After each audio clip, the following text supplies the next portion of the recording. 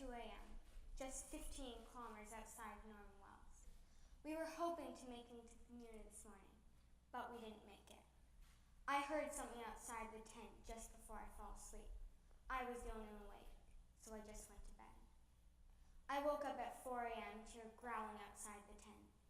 I wake up my dad, and he blows the air horn that we have with us. Whatever was outside didn't move. Then it starts to howl. "It's a wolf," my mom whispers. My dad yells, "Scram!" but the wolf doesn't leave. We have a shotgun with us. My dad never thought he'd use it. He loads it up with 4 slugs, unzips the tent door, and steps outside. I hid under my sleeping bag. I hear him say, "Scram!" again really loud. The wolf howls again. I hear my dad load the shotgun. Then, boom! I don't know what's happened. After a few moments, my dad sticks his head in the tent and says, "Guys, I scared him off with a warning shot, but he's still here. We gotta pack up and go." As we pack the boats, I see the wolf pacing back and forth. He looks really unhappy. It's just 5 a.m. when we push onto the river. I couldn't feel happier to be on the water.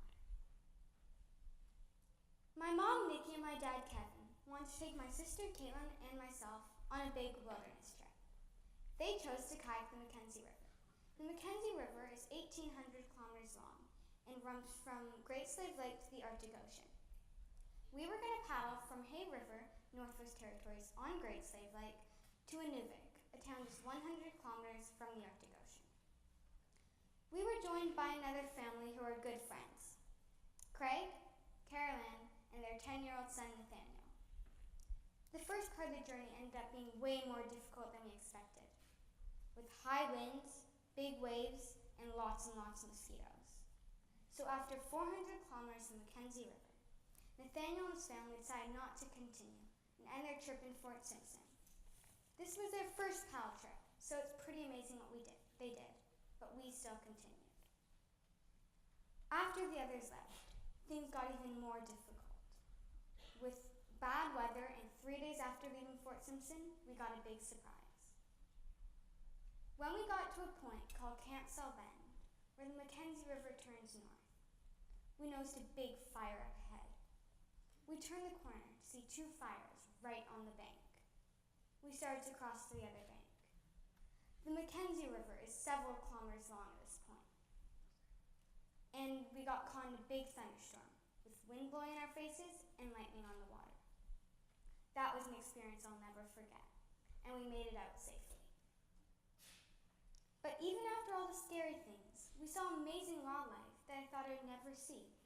We saw porcupines, foxes, and around 20 bears, and many, many eagles.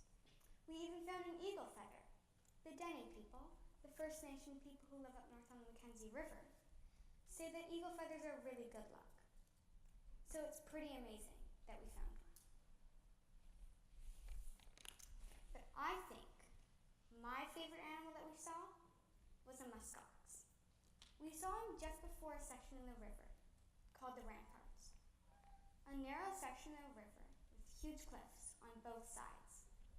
It's also known as the gateway to the Arctic. Muskox aren't supposed to be this far south, but I wasn't complaining. We named the muskox Mike. Mike the muskox. Mike wasn't the smartest animal out there. When he saw us, he hid behind a twig 5 times smaller than he was. I think Mike is going to become food soon.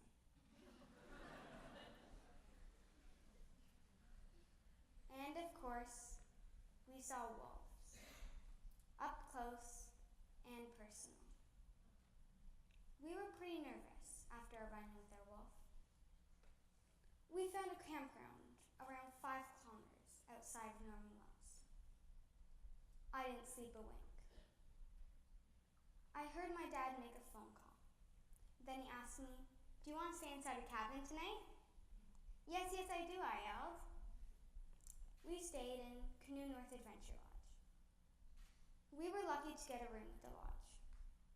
It was a great experience and wonderful to stay out of the rain for one day. We went into town to get groceries, and on our way back, a nice guy picked us up and asked us where we wanted to go. My dad said the environment office because he wanted to ask about the wolf. The guy laughed and said, "Well, I'm from the environment office. My name's Jesse. What do you need?" My dad told him the whole story.